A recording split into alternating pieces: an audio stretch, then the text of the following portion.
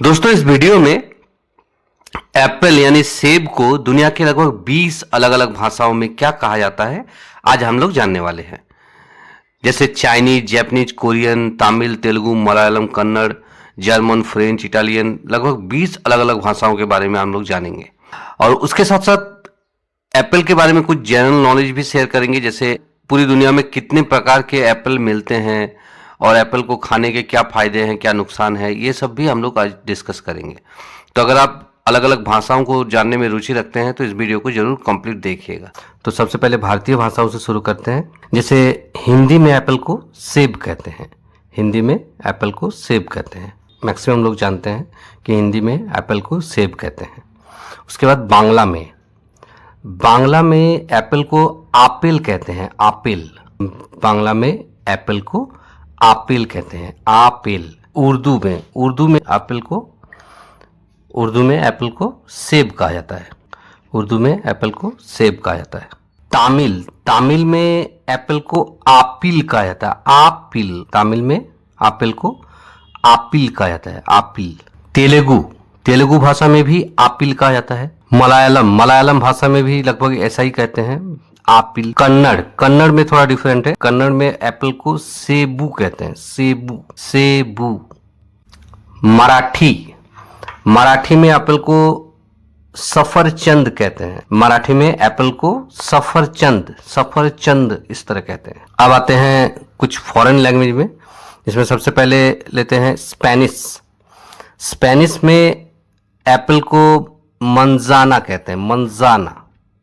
Spanish में Apple को मंजाना इस तरह कहते हैं। मंजाना। जर्मन में एप्पल को एप्पल कहते हैं। जर्मन में एप्पल को एप्पल इस तरह कहते हैं। स्पेलिंग भी देखते रहिए।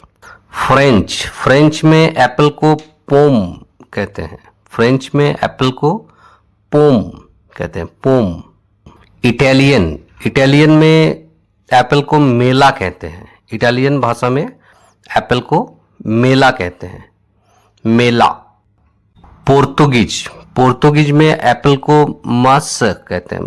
पोर्तुगीज में एप्पल को मास इस तरह कहते हैं। मास। रसियन में एप्पल को यबलक कहते हैं। रसियन में एप्पल को यबलक इस तरह कहते हैं।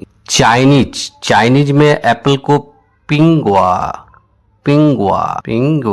इस तरह कहते हैं। जापानीज में एप्पल को रिंगो इस तरह कहते हैं। स्पेलिंग भी देखिए, जो है एक्चुअल वर्ड वो पता चलेगा। कोरियन में एप्पल को सागवा कहते हैं। कोरियन में एप्पल को सागवा कहते हैं। सागवा।